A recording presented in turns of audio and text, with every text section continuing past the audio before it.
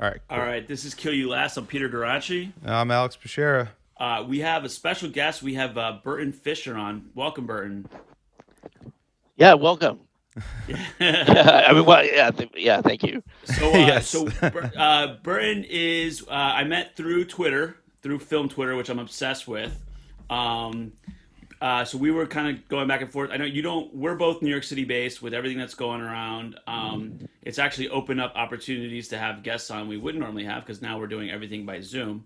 So you're not in New York City, and so I reached out to you, and you picked a very interesting movie. You want to talk about what movie you picked and why you picked it, and love to get into a conversation about it. Yeah, I picked Crimes and Misdemeanors, which has always been a favorite of mine for a long time. I really think it can be argued to be. I mean, if you talk about like American film, unlike French film and unlike a lot of European film, doesn't necessarily have a great, clear philosophical tradition. Bergman's films very much fit in that category. Even a lot of the French New Wave, and I think it can be argued that it was the first great one, or one of the greatest.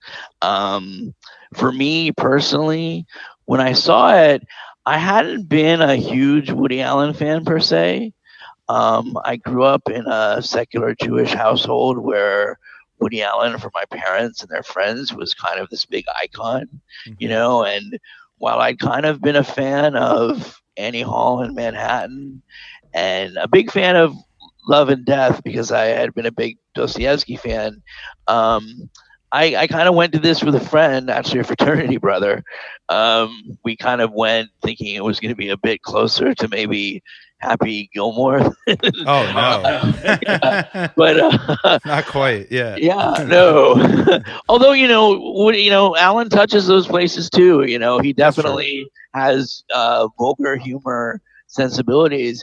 But we went, and as I said, having been someone who had read a lot of Dostoevsky after getting kicked out of college, which is a story I can't get too much into, I just was blown away.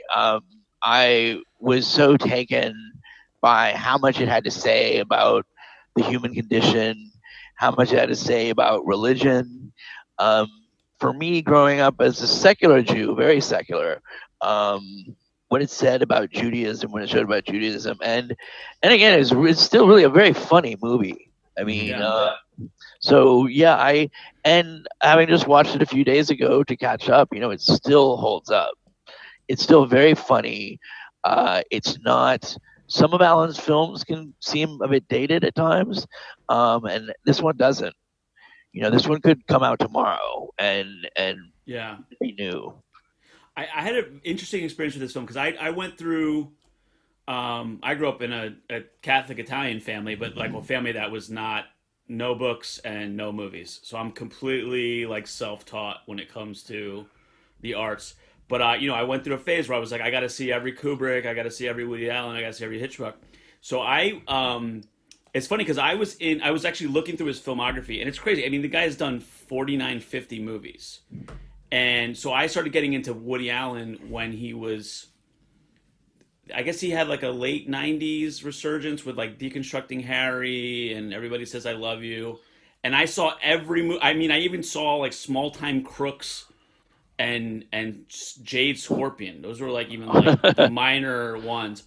And then I saw Match Point, and I was so repulsed by the morality of that movie that I turned it off, and I was angry, and I swore I would never watch another Woody Allen movie because I could see what he was doing was justifying immorality because he's an atheist. And so I didn't touch Woody Allen for a long time, and then I kind of learned about him as a comedian and like got interested in him as a stand up comic, and then went back and watched Annie Hall. Like Annie Hall, I love Manhattan, I love, and then I saw Crimes and Misdemeanors, and the thing that everybody says is that Match Point is basically like a remake of Crimes and Misdemeanors, but Crimes and Misdemeanors I think is a much better film, and it's still I think Allen's justification for his bad behavior, but at least he's doing it in a really artful way. I went back and I watched it again today.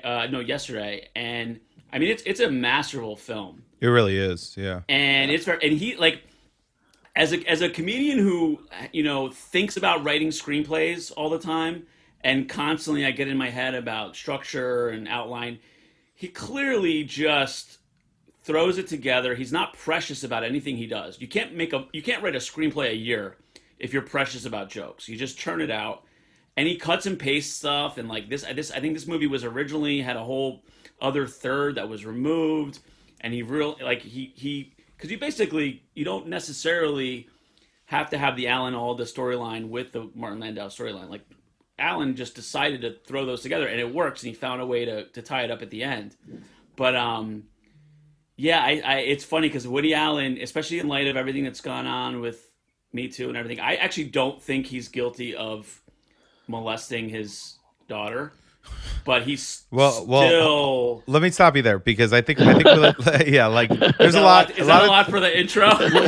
yeah, it is because I do think there's a huge portion of our audience that may have never even seen this movie, and you kind of touched on the themes, obviously morality and religion and a few other things, but maybe like before we get into like the Woody Allen's like whole it's a lot, which everyone does seem to know. Everyone at least knows some details to that. I think let's just get to some of the plot synopsis of the movie. This movie came out in '89. Yeah. Woody Allen is as a documentary filmmaker. He's working with his brother-in-law, who's Alan Alda, who's like a real kind of creep Hollywood guy, and he's going through divorce, and he's falling in love with Mia Farrow. And he's basically ready to leave his wife for Mia Farrow. Simultaneously, Martin Landau is an ophthalmologist, very successful in New York, high society, has a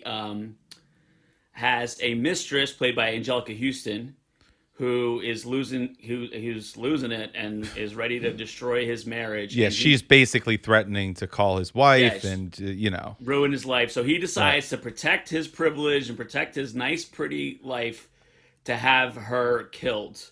And then the movie is... It takes a while to get there, but I mean, the movie is him struggling with dealing with the guilt of murdering his mistress. Yeah. And I think that's a pretty good synopsis. Yeah, you covered a lot. That sets it up very nicely. Go ahead. Yes. Well, it's interesting. I think, one thing is even before getting to, the accusations and the actual things is that one thing is very clear is that Alan has always kind of mixed his experience and the morality of that with the presentation of morality in his films. I mean, you go back to Manhattan, and that's a film where he's a late 40-year-old man having a sexual relationship with a high school girl. Yeah.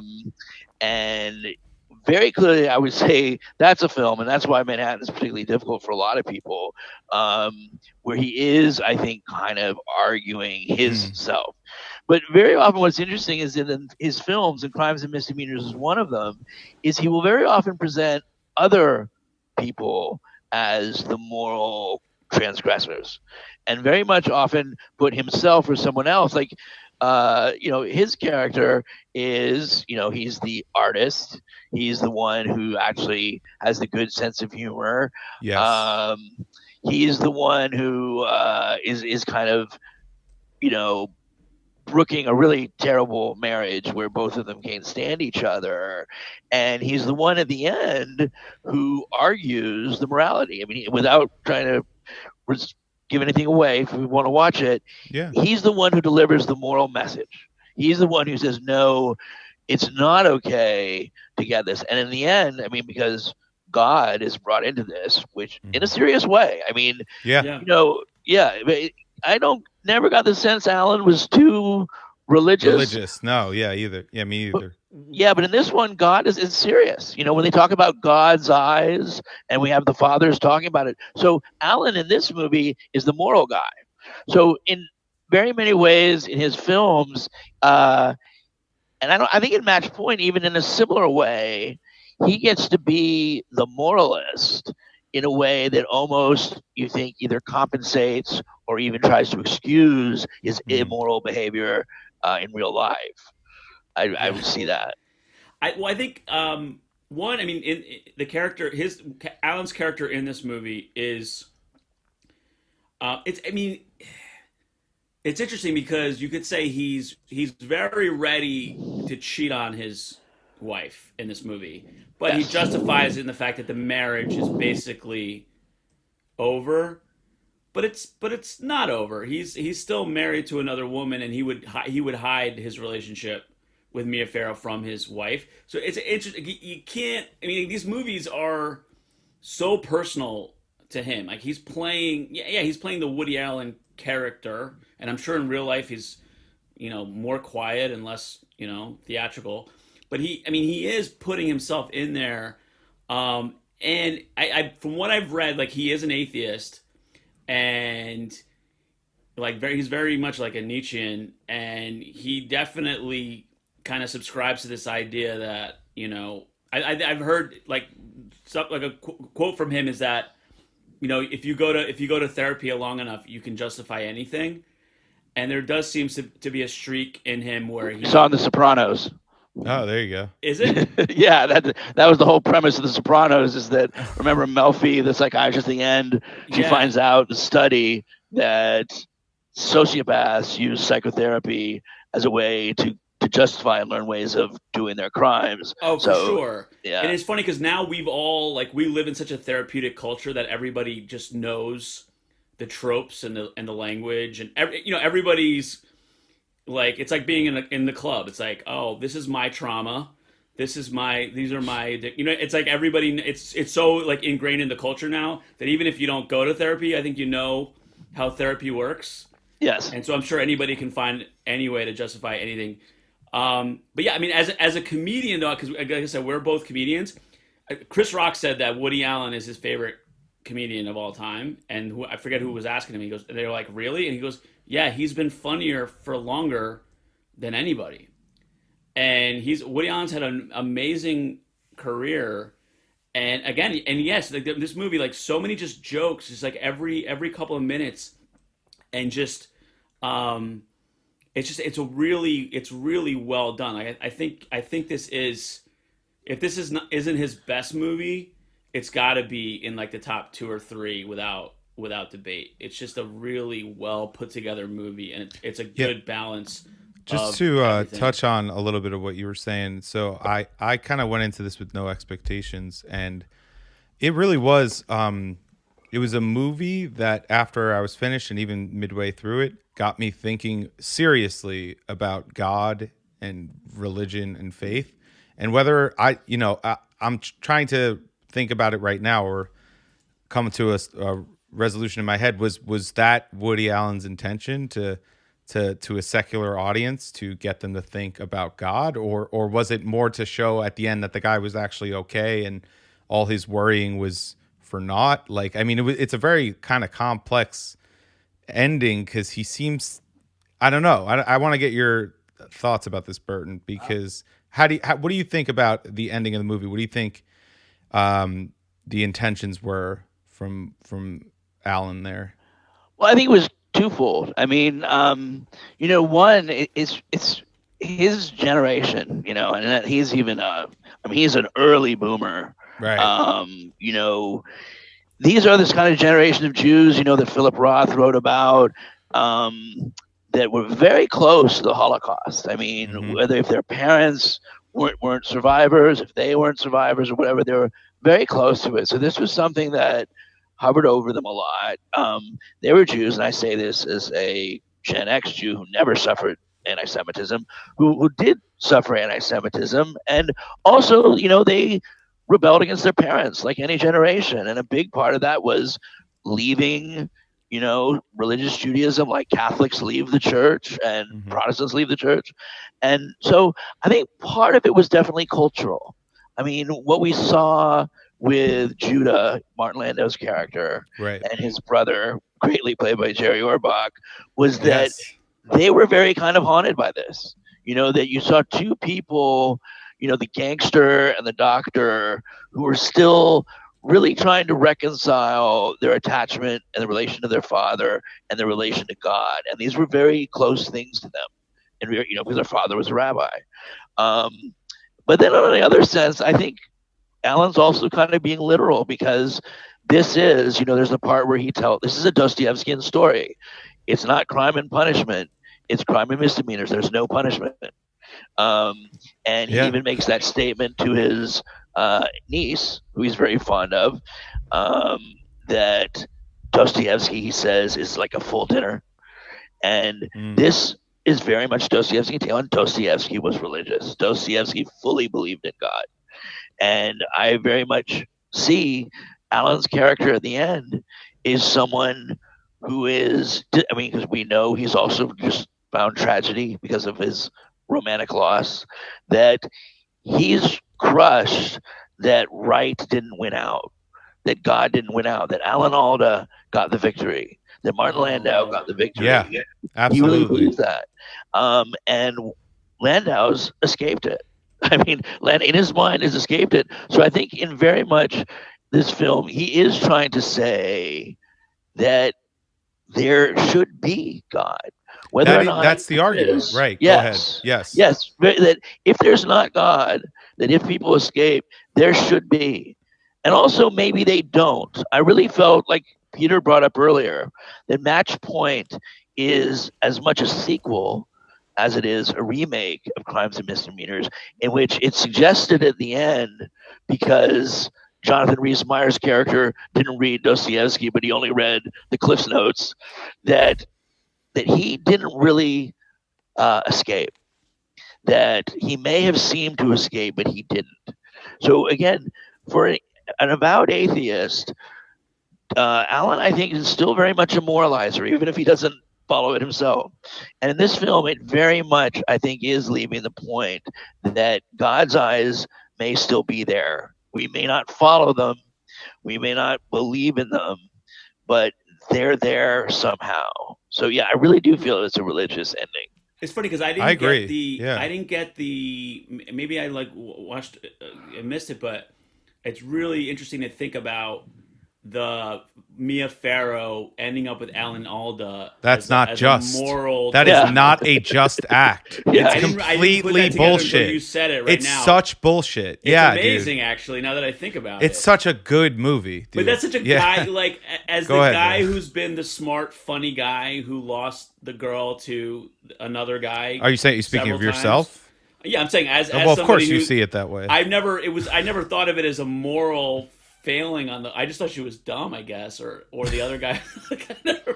From now on, I'm gonna look at it as a moral failing on the woman's part. It was also an artistic failing and an aesthetic failing, and for Alan and this film, those are kind of tied together. Absolutely. Absolutely. Yeah, it's a betrayal of the aesthetic and the art that they. Yeah. What he can't stand is that she would choose the guy with bad taste.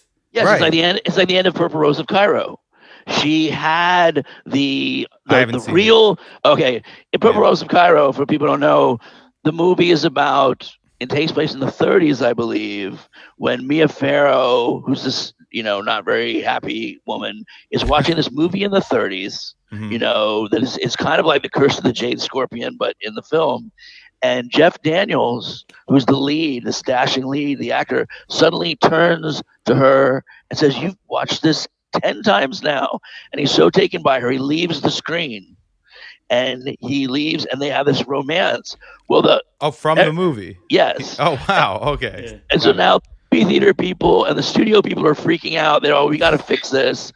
So they send the real Jeff Daniels actor out there to woo her, and we can guess who she picks and the failures she makes. And it's very similar. That very much for this film, because in Crimes and Misdemeanors, there are a lot of cuts to movies. There are a lot of cuts to movie scenes. The argument is that the artistic, the imaginary is more important and real. And that if you go for just the rich guy and the guy with no imagination, with stability, you've failed. So very much it is a ethical failure on her. Not necessarily that she didn't pick Woody Allen, because we could maybe get that, but that she picked Alan Alda's character, who's brilliant in this, by the way. Yeah. He's so good at playing a douche. It's funny because there's a lot of guys that they're playing against type in this movie. Like Alan Alda, he's great as a dick. Like he's literally known as the nicest guy in Hollywood, and he's so good as a. And I was reading like I guess they both work with Larry Gelbart, who was a big comedy writer, and so all those like comedy like maxims are Larry Gelbart maxims. So Oh, if it bends, it's funny. yeah, If funny. it breaks, it's not. So How many times in is a way, that it's like said an in this inside- movie? He says so it like they 100 But times. it's right. You know what's funny is I was watching it and I'm listening to Alan Alda's character talk, and I'm like, oh, he's right about all the comedy stuff. Like aesthetically, he's one actually, of the lines he has is so Tragedy fucking plus awful. time. Yeah.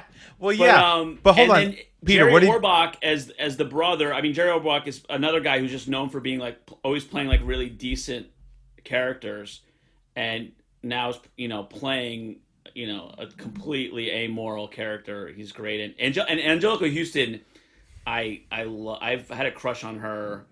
She's one of my like older woman crushes, and now she's got like the whole like Wes Anderson. The Grifters must have been amazing for you. Which one?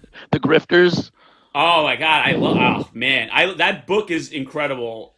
I think the book is one of the best novels I've ever read. Like a popular, like kind of not high art novel. The novel is incredible, and yeah, she's amazing in that movie. And she had this run here too, where it was just like I think she was nominated, a couple years in a row for. She won for Prizzi's Honor, and then did this the year after. And Landau bothers me in this movie. Like I know it's a good performance, and I know it might just be him. I just might not like he's always like licking his lips or something. Something's going on with his mouth that drives me crazy. It's not a major point, but I'm like I don't.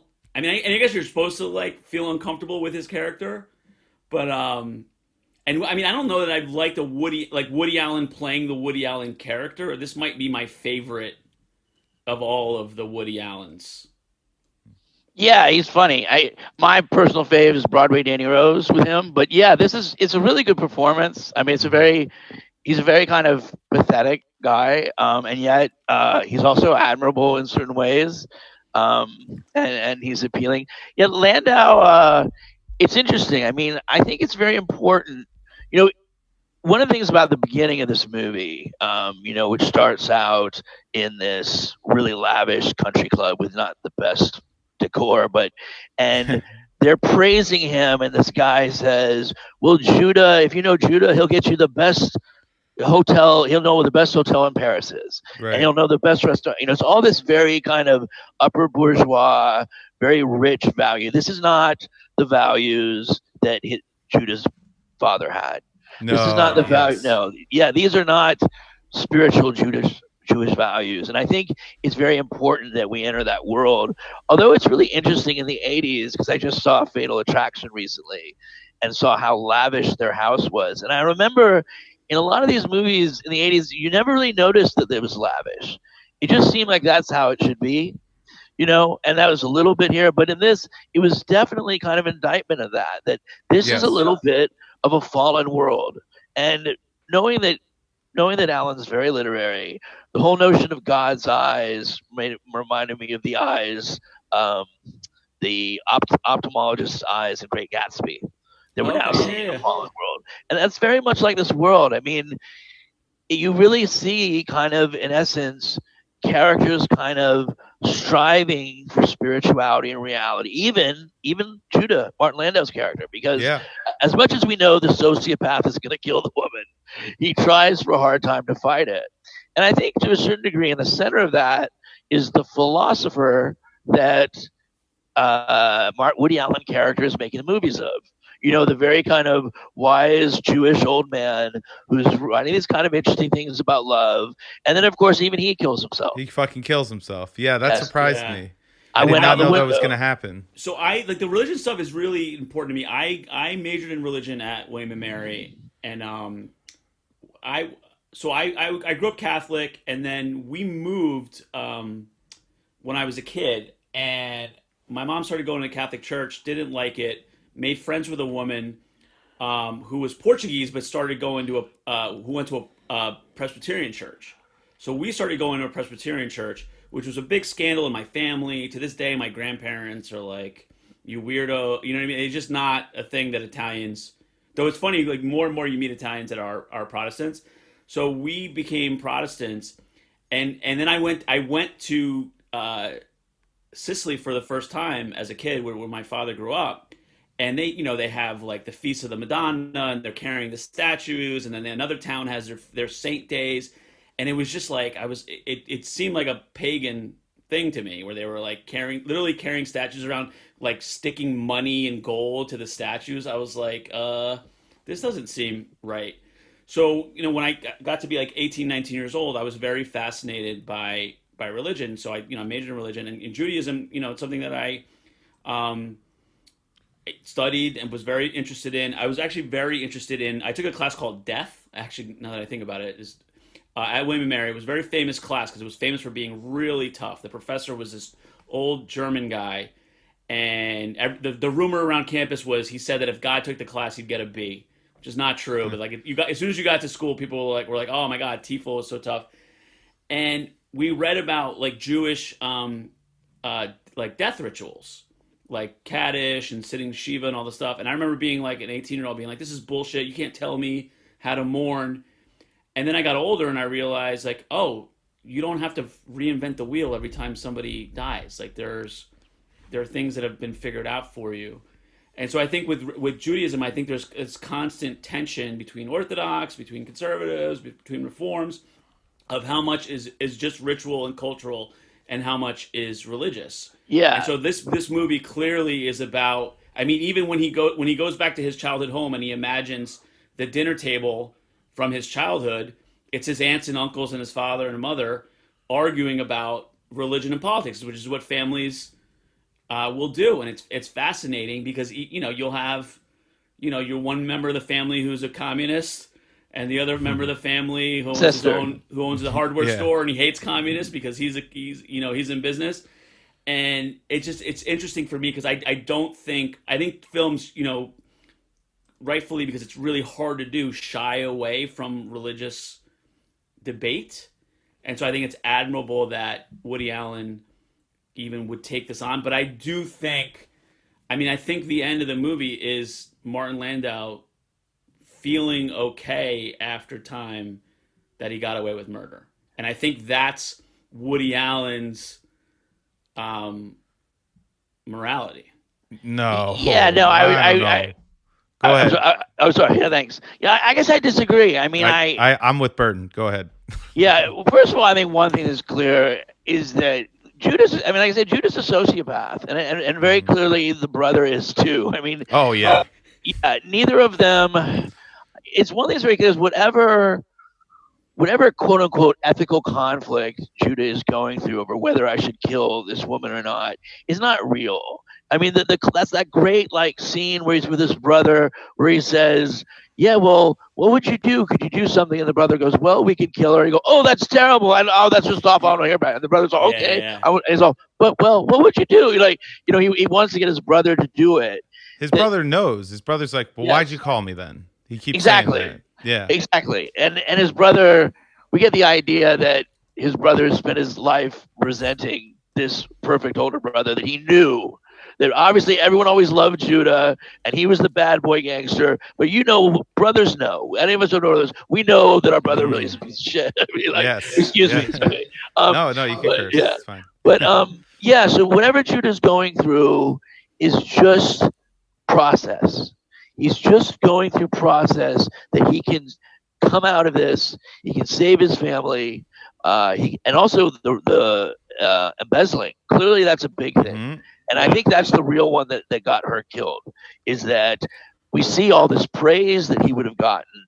The community might have forgiven him having an affair. That's what people do. But he ripped off the community. So I really think that what it was saying was not, yes, this is what he should have gotten away with it.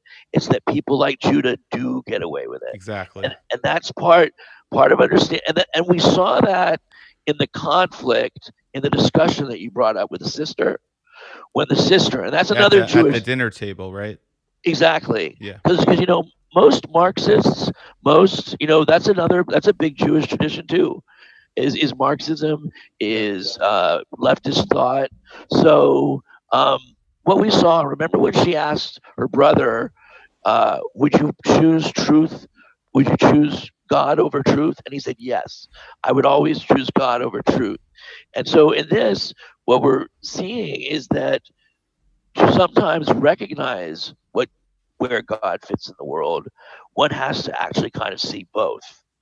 And that's kind of what Alan's character was doing. And that's what I was kind of saying is that Alan's kind of always conveniently makes himself the one that is the wisest.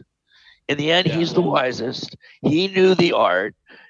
His film that he did about Alan Alda was just hilarious and just with Mussolini. That was hilarious. Yes. So no, I think actually what this movie just says is that the people who get away from this are both godless, and they're tied to a kind of truth in that he got away with it. But the deeper truth that is tied to God, he lost, and probably Judah never had it from the get go.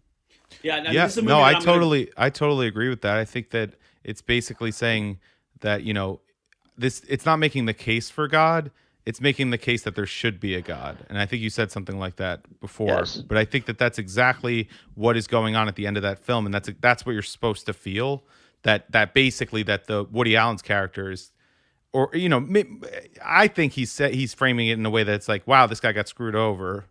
But it's not even necessarily that. It's more that the other two characters that were, quote unquote, immoral are getting away with it, and that's not right, and that's not just. Yeah. Well, I think that's exactly that's where the Nietzschean comes in, where it's like, people say God is dead. It wasn't like God is dead, yay, let's go have fun. It's God is dead. Look, wait till you see what happens next. And I think that's something that Woody Allen and other artists grapple with too. It's like, there's so many movies that are about. Is he wrong? Even it's funny because I googled. I was watching some other John Huston stuff, and I love John Huston's amazing. That the Huston family is one of the great Hollywood families, and Angelica is an inheritor of that. But I'm reading Angelica Huston's IMDb, and as a daughter of Hollywood, her father had how many kids from how many different women, and then she was as a teenager, she was involved with an older man, and then another man who was much older. She was at the house when Roman Polanski raped the girl at Jack Nicholson's house, and the police actually questioned her, which I didn't even know that till today when I looked up her Wikipedia. So it's like Hollywood. There's a lot of justification for a lot of behavior, and it produces a lot of great artists that are definitely morally compromised, which Woody Allen is literally the poster boy for that, which I think is interesting, because I do think that you can separate the art from the artist. I don't need go ahead. Boy Scouts, Well, yeah, definitely. I say this as a Jew who loves Wagner, and I probably liked it even more than it pissed my father off. But I think, and also as an English lit person who, Faulkner had his issues. I think one of the issues comes up is it's more difficult when they're alive. For me, the main thing is this is my personal thing, is that I won't give money anymore to someone I feel has crossed the line. But the notion that that I can't enjoy their work anymore, or that touches their work, is, I think, silly. And I think the flip side of that is people who think Woody Allen's music's brilliant, so he has to be innocent. Right. Yeah. For me, and I watched this movie, I have no problems. It's interesting though that him wanting to have two. Now, I don't say this about the movie or the character. I don't think the character did anything wrong with the young girls. He's taking his niece to go see the movie. Oh, right. Great. The character in this movie. Yeah. Yes. No. This judgment isn't on him. Although I think more of the part, him taking her 2 days in a row, was because he was lonely, and she was maybe the only person in his life who liked movies and got art. So in essence, and sometimes we do this. Sometimes I have nieces and nephews I like, and we say sometimes we forget they're not our buddy. They got to be kids. But I don't think he was doing anything wrong. However, watching this, knowing what he's done before, it's Right. hard not to take that. That being said, I still don't judge this character in Well, that. because he's towards the end, the last I think when he's eating the pizza with her, he's talking about like his sex life with her, Yes, that's and I right. got I was like, That's oh, right. I forgot that. it's one thing to be like, hey, I'm the cool uncle that takes you to the movies. It's another thing to be like, hey, so listen, so I got this one girl that I'm trying to bang, Yeah. while I'm trying to get rid of my wife. It's like, that's Yeah, and then there was also stuff, in the early '90s or late '80s where he was setting himself up to have like make-out sessions with Mira Sorvino while he's 70 something years old. oh, because he wrote the freaking script. You get to do that Yes, when you're the writer of the script. exactly. Which I think as his career went forward, that's kind of gone away. So myself personally, what I feel, and I don't put this on anyone else to the degree, on myself, I do believe the girls. I think the fact that he married his stepdaughter at 16 says a lot about boundaries. That doesn't mean I think he necessarily did it. That being apart, though, I still think his work is brilliant. And I think his Yeah. work is stuff people should see. And I think same I thing like agree. I think with Pablo Picasso or Faulkner or the I read and teach Heidegger, who was a Nazi. I think as long as you can keep those things separate, that's not an issue. And I think it's also important to really realize that Alan arguably was the best director of the '80s, and that you can't take that away from him. I mean, he did Broadway Danny Rose, Hannah and Her Sisters, Zelig, Crimes and Misdemeanors, and Purple Rose of Cairo.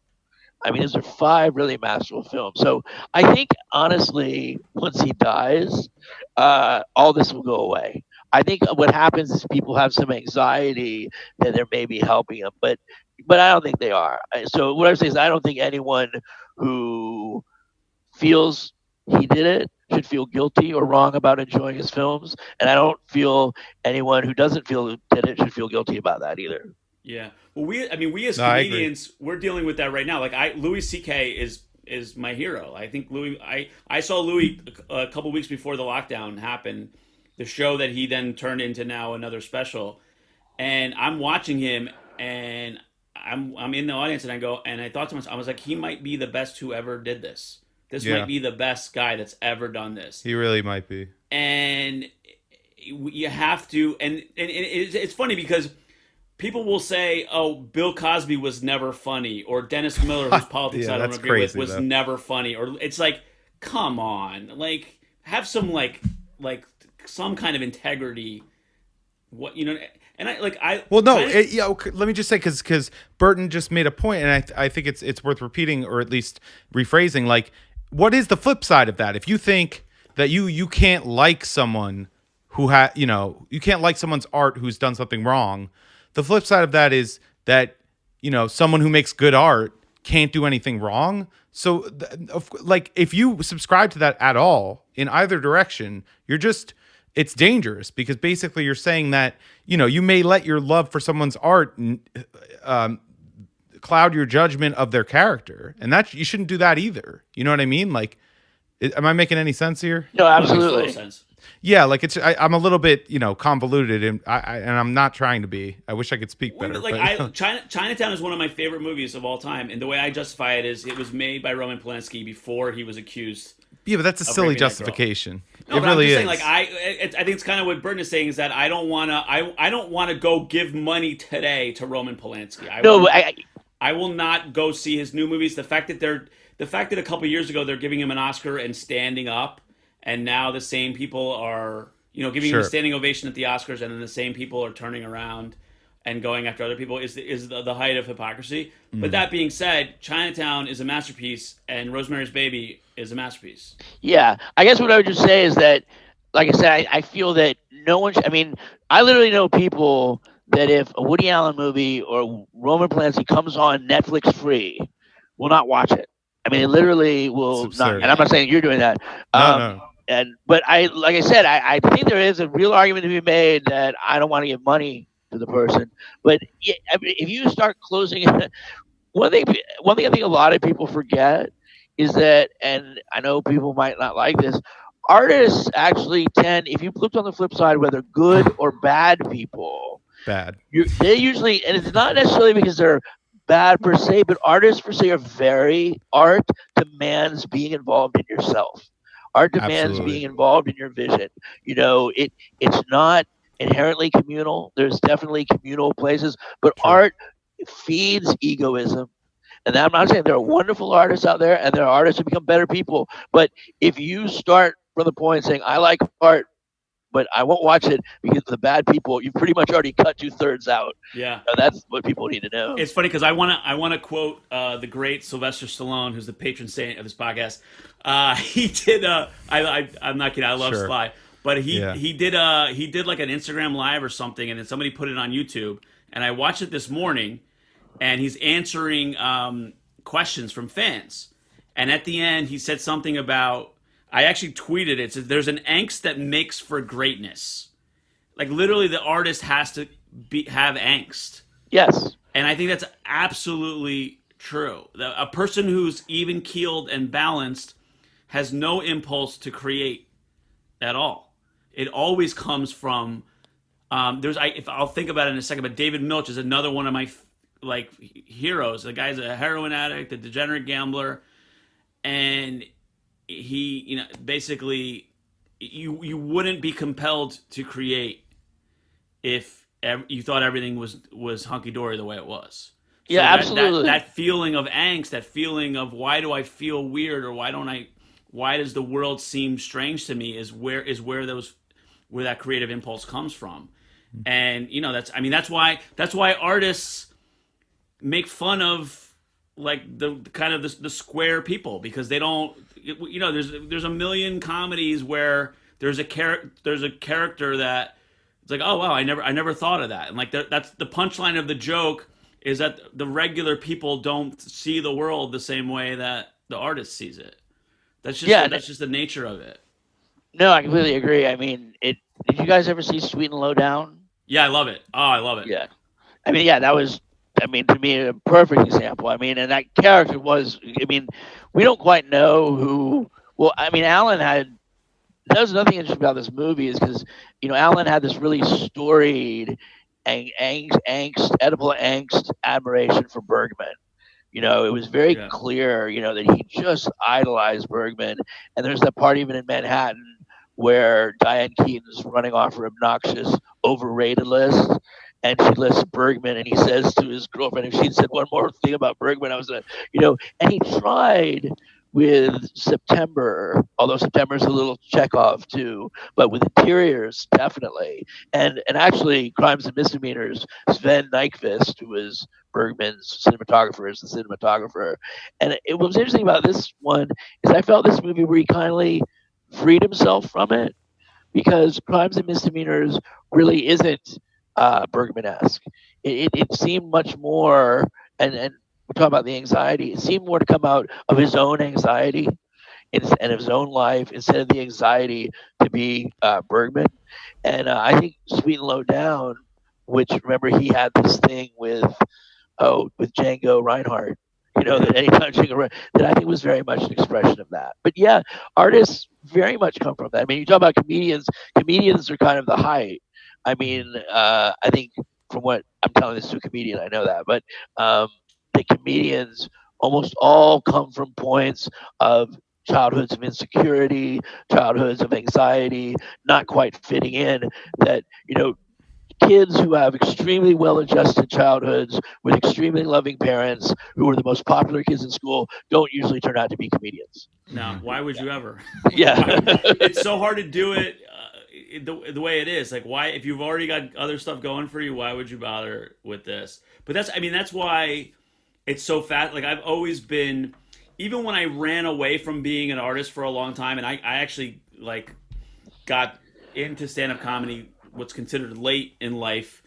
Oh yeah. Even though I've been told my whole life that I should be doing this, because I was kind of running away from this artistic impulse and didn't trust it or didn't believe it, and I thought that I wanted to be just kind of a regular person. And it's funny because you then decide to do the thing and commit yourself to it, and then all of a sudden you start meeting other people who are doing the same thing you're doing, and then you go, oh, all these things that I thought were like personality flaws. If I had a regular job, make me good at this other thing. I'm like, oh, now I'm around all the other people that are like me, and it's great to finally find that like a community of artists. And that's why, I mean, like I've never made a film, but I imagine like Woody Allen starting out as a stand up, and he was, he was in the writers' room, he was a TV writer, but like being able to then be a filmmaker where you're literally the god of whatever you're making, and you get to put together a team of people and act and direct the actors and write the script. Like you literally get to create whatever world you want to create, and I can see why, like a comedian, it's a very easy to see why a comedian would want to do that, because we're literally alone in on stage trying to wrangle a room of strangers to laugh when we want them to laugh. That's a little bit of a power trip too. And being Oh my God, yeah. director, I mean, talk about peak narcissism. It's a stand-up comedian because it's an artist, but it's an artist who literally doesn't have to work with anyone or to produce the art. I mean, and the idea of demanding laughter from. I mean, you'll see it all the time. You see comedians when they do jokes that they know work, and they don't, if they're doing them in front of an audience that might not be paying the closest attention or is just not really in it, they get mad at them, and it's just so. It's such a ridiculous expectation that like they have to laugh at these jokes, but you see it all the time if you do comedy and if you go to these clubs every night like we used to before when we were let outside the house. But yeah, Larry David used to actually do that. Apparently, every time he went up there, not only if they didn't laugh, if they kind of laughed the wrong way, or if they laughed in the wrong sense, he just dropped the mark and say, blank, all of you, go blank yourself. And he'd walk off, and Michael Richards, who, Kramer from Seinfeld, so he was watching it and he's thinking, wow, that's a great bit. He thought it was a big joke, but he never came back. I mean, the funniest thing about Larry David is essentially a failed stand-up comedian. Oh, yeah. Well, that's a little harsh, but true. I hear you. I hear what you're saying.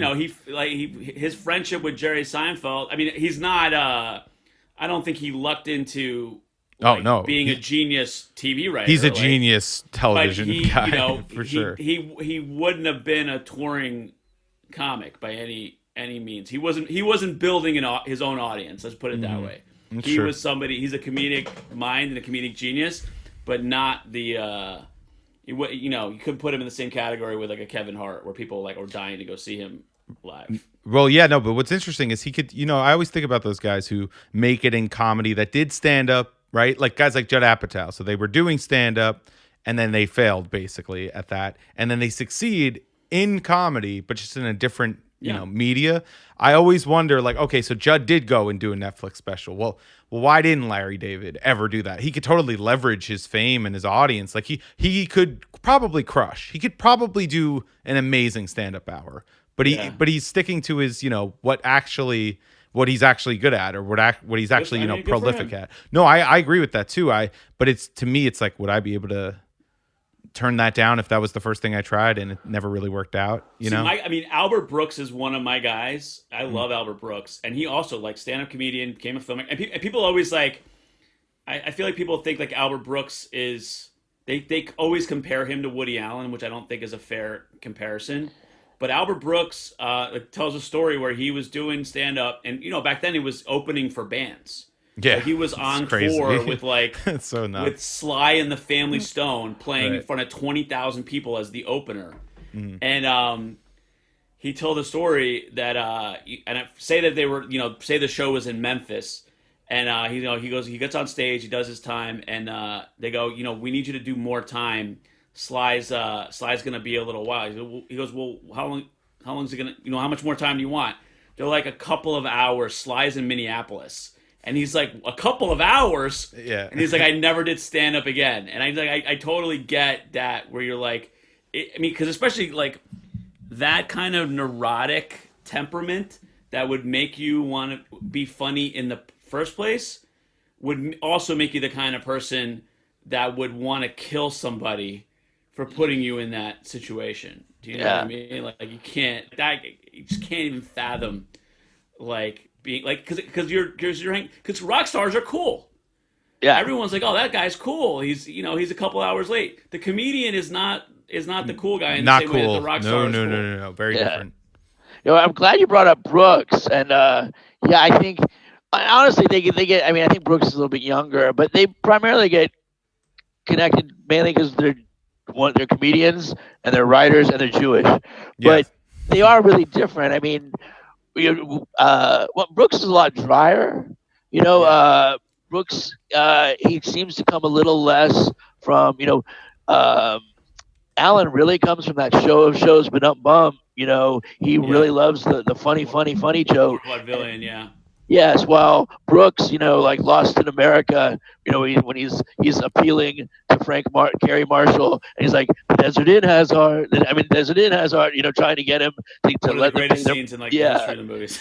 And those are really different. I think another difference, and I say this as a Jew, is that Alan's stuff is always like the Coens. Even when the Coens are doing a Western, even when they're doing True Grit, or when they're doing Raising Arizona, it always has a Jewish sensibility. Yeah. Raising Arizona, when William Forsythe asks the store owner, says, "Do you have any of those balloons that come in funny shapes?" He's like, "No, unless you think round's funny." That's very much. They aren't Jewish people, but that's very much kind of the Catskills type stuff. And Brooks' stuff is really, if you didn't know he was Jewish, you wouldn't know. And I think that's a big difference. I think that the comparison is because Albert Brooks stars in the movies that he makes, and that he's playing a type of Jewish neurotic, the same way as the.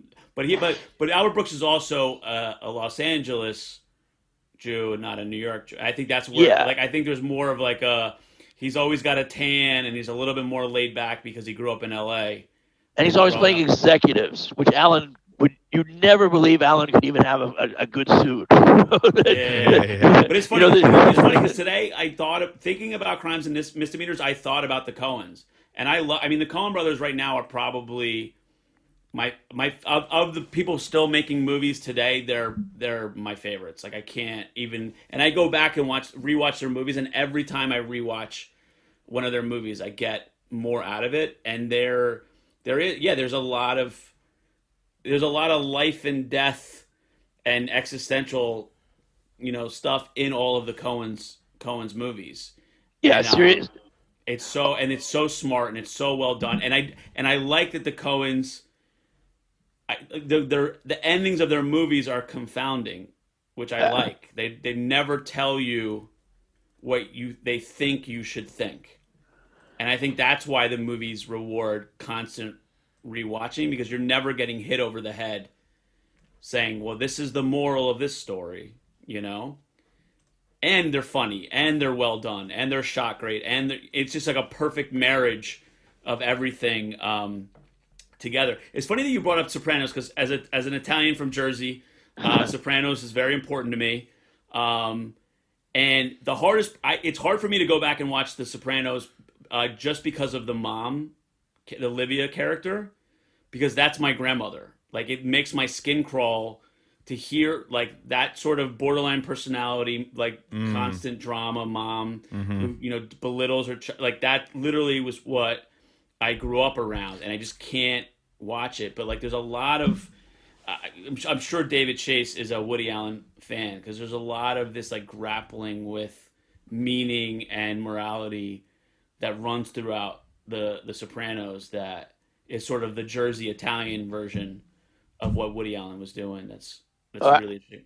Absolutely. It makes me think. I don't know if you guys remember from like the end of the show, after AJ tried to kill himself, I think the second time, and again, as I was saying, that we're just at the point where Melfi, the doctor, finds out that Tony's been scamming him, and he's really been scamming us too, because Tony's this kind of likable, charming guy. Yes. And we're always kind of telling himself he's not this bad. And at this point, after he's killed Adriana, we kind of realize, yes, Tony is.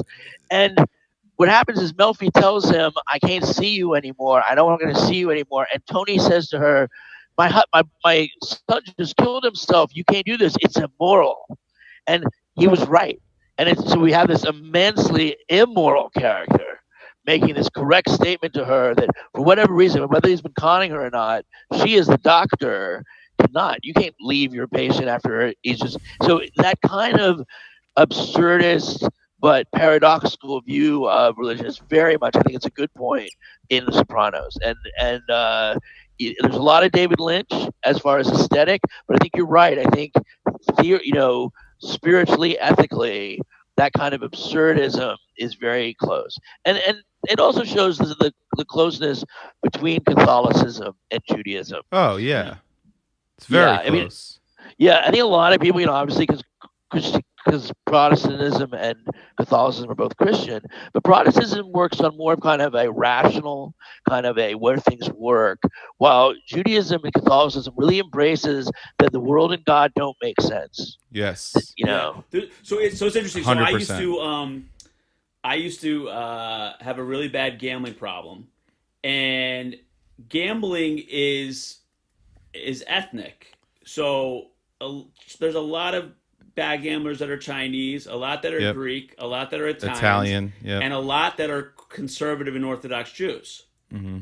And I would go to the casino and I would see a guy in the full, Orthodox black everything, Oh yeah. and sitting at the blackjack table next to me. And then I got, and I thought about it, and it's like with Italians and Jews, it's a lot of like there's a lot of mystery and there's a lot of ritual and there's a lot of this is the way you're supposed to do things, and then you get a little bit older and you start rebelling against that. And one of the ways that you rebel is by going out to the casino and blowing all your money. And it's funny because even like the two brothers in this movie, you have the two sons of rabbis, and and it was always like a joke, like the pastor's kids are always bad kids, and they're rebelling against because I think a lot of times what happens, and again this is from like my study of religion, is it's very easy for kids to inherit the ritual and the fear and the anxiety, but not the actual meaning. So when they get old enough to make their own decisions, they reject that stuff and they want to rebel against it because it just seems like this weird thing that was imposed onto them and not explained what the meaning was. yeah, I mean the rituals we grow up with, they just don't have. I'm sure a lot of the stuff that for when the rabbi puts on the tefillin, he wraps it around his arm, Yeah. and puts it, that all that stuff to outsiders may seem really cool. Same with Catholic, the swinging of the incense. Yeah. I mean, people must look at that, but if you grow up with it, it's like, oh God, I want to go play Atari. And I think that happened in Hannah and Her Sisters. Remember when Woody Allen's character thought he was going to die from cancer, and he decides to become a Catholic. And so, he comes back and he's got a big bag and he brings out the stained glass. He brings out the crucifix. He brings out the mayonnaise. And this is what you all need to become a Catholic. It was really funny. That's so funny. I made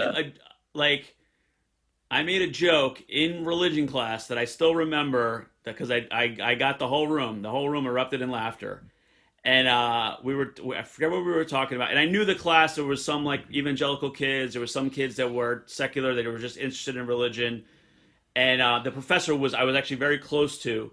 And he said something about, isn't it interesting about, with vampires, like all the ritual with vampires, with holy water and crucifix and all this stuff. He goes, how would an evangelical fight a vampire? And I just yelled out, he would witness to him. And the whole class erupted in laughter. Because that's literally what a Protestant does or an evangelical do. They speak the word. They don't show you a crucifix and say that, that's my religion. They talk to you. So it would, it's absurd to think that you would try to talk to a vampire about the gospel, but that's literally what an evangelical would do. And it was really funny, and I thought about it. I was like, yeah, that's a good joke. But yeah, it is. It's the difference between That joke and I think wouldn't that's play why, in too, most like, a lot comedy of clubs because you no, gotta of course be not. You you have to be you have to be in a know, religion class for that. you have to be theologically literate to for even that to get work. to the first step. Yeah. But that's why, like, the aesthetics of movies, I think it's often, that's why, like, when there is religion in movies, it's often Catholicism, because Catholicism is an easy one to do with shorthand. Oh, and it's all visual. I mean, Yeah. you go to a Catholic church. Symbolic. Yeah, you got the 12.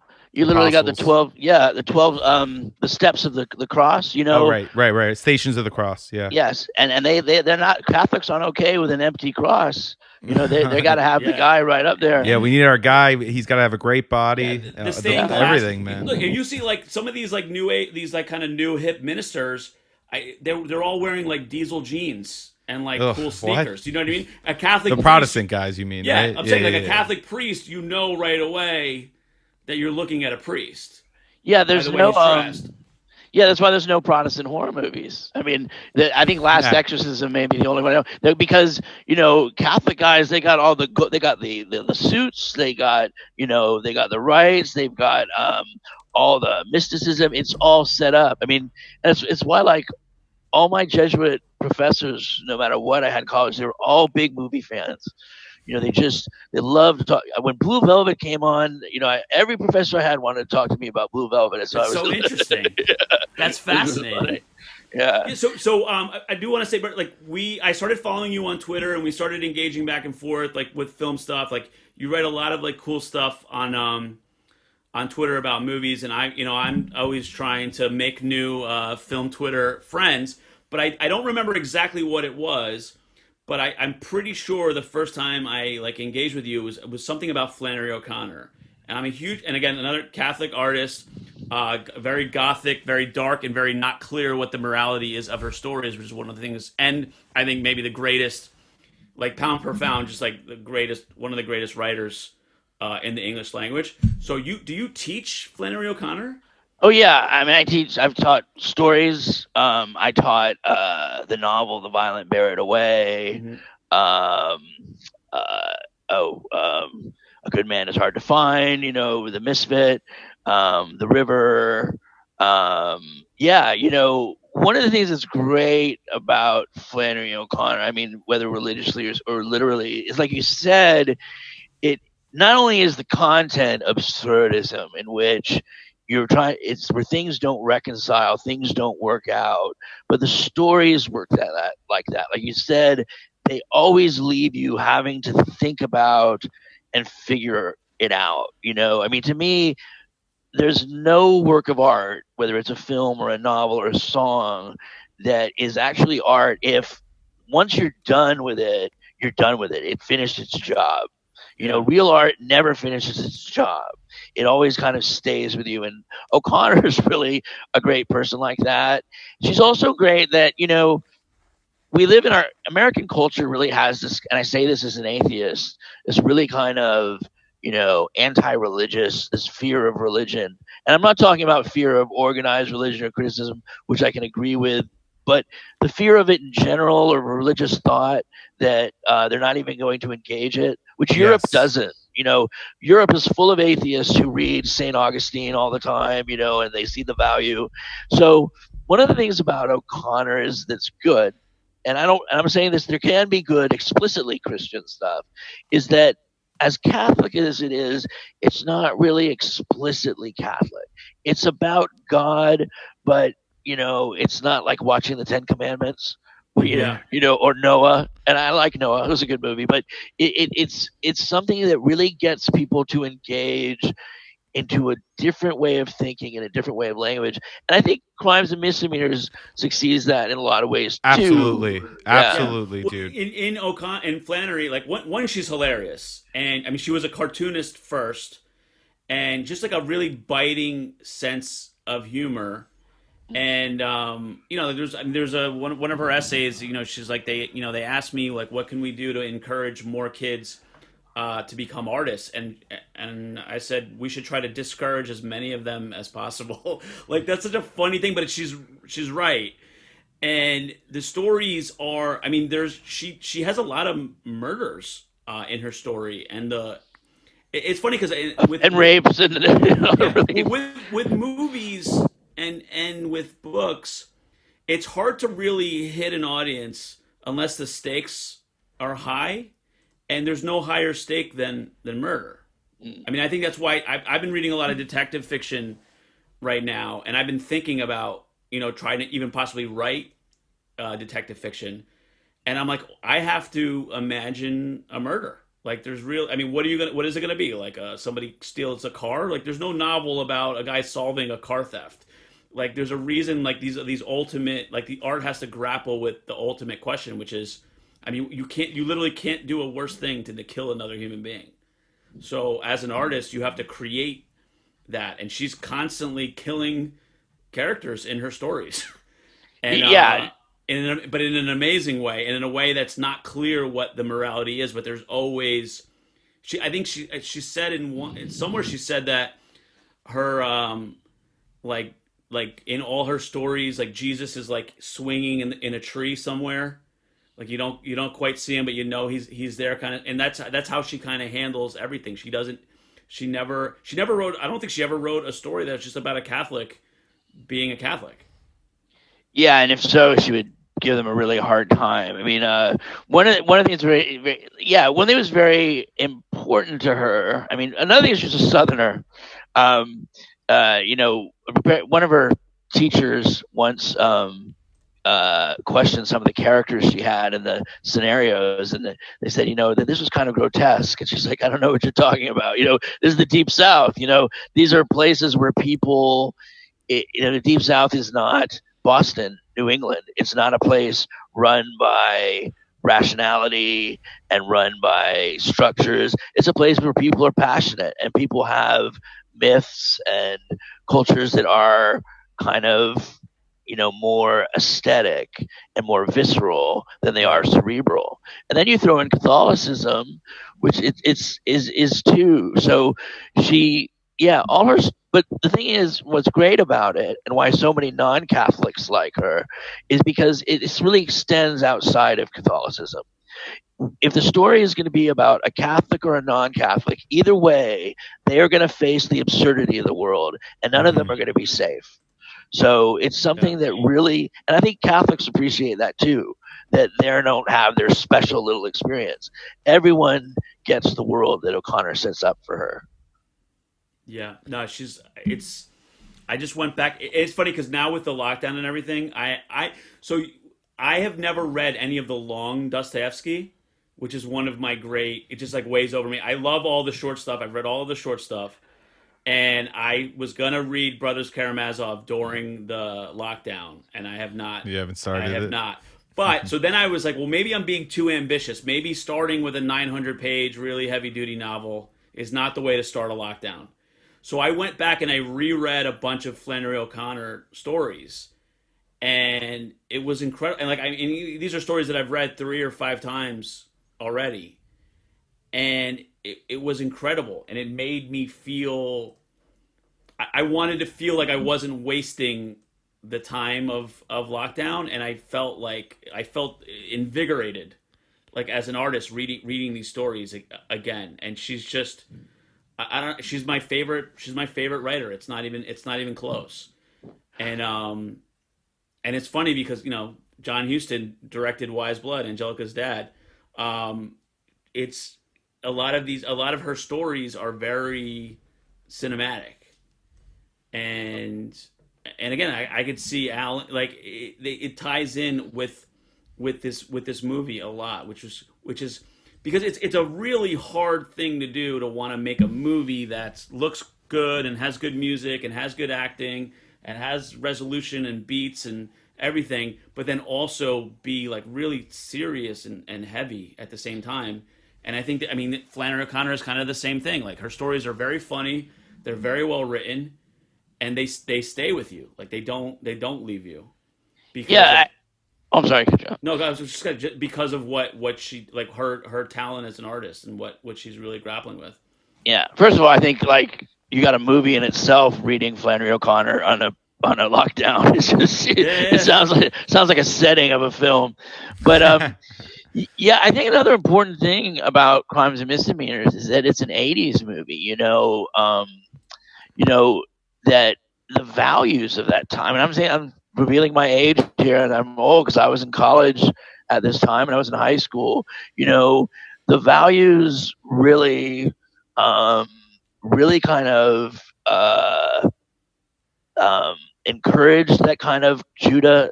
The way that Judah was so celebrated for all his financial and successes and knowing about the places in Europe, um, the worry about money that they had. There were some movies, like a lot of the moral movies in the '80s, like Fatal Attraction or Wall Street. They more functioned to get people back into the kind of capitalist system. Fatal Attraction was, hey, you've got a good thing going with your, beautiful wife, your job. Don't blow it for these crazy single women.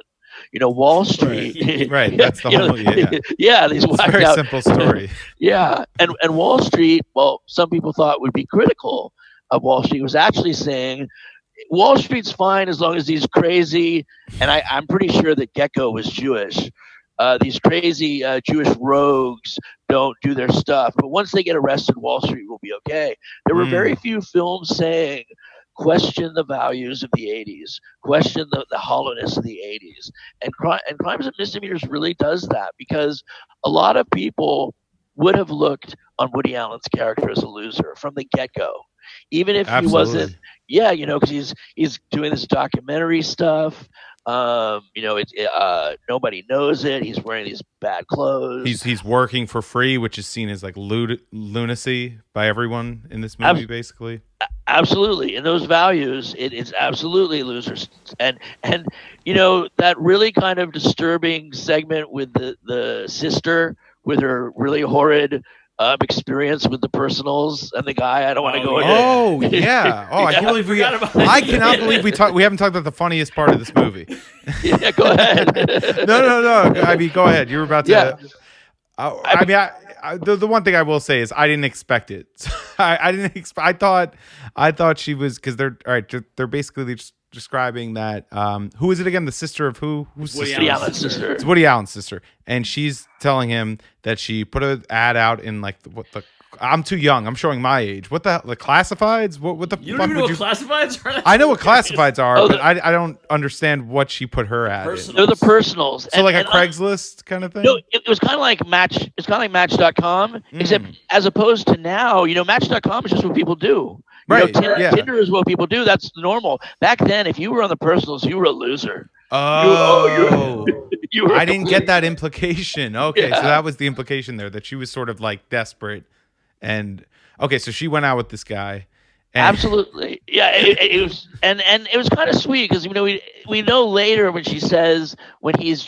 Woody's being really kind of mean to her. Although he's telling her some smart things like don't let a guy into your house once and let her tie you up, but he's really giving it to her, and she says, "You don't know what it's like to be alone. Mm-hmm. You don't know what it's like. My whole life's passing me by with no one to love." So it's something that should be very sympathetic. But in the film, I don't think Alan is looking at it as much of a loser, even though his character is. But what he's saying, this is what the world does. They see this woman as a loser, and even Alan's character is susceptible to that. Because he's not being very sympathetic with her. No, he's playing like older brother kind of role, like protecting her, and so don't be so stupid. But basically, he ties her up and what do they call it? Defecates in her face, and then steam shovel. There's like a term for it. I think it's a steam shovel. That is awful. It's something like that. I'm it's sorry. Something, That's it's something construction related. Cleveland something. I don't even want to. Or Cleveland trombone. Steamer. That's something. Yes. Yeah. The rusty trombone's even worse. Yeah.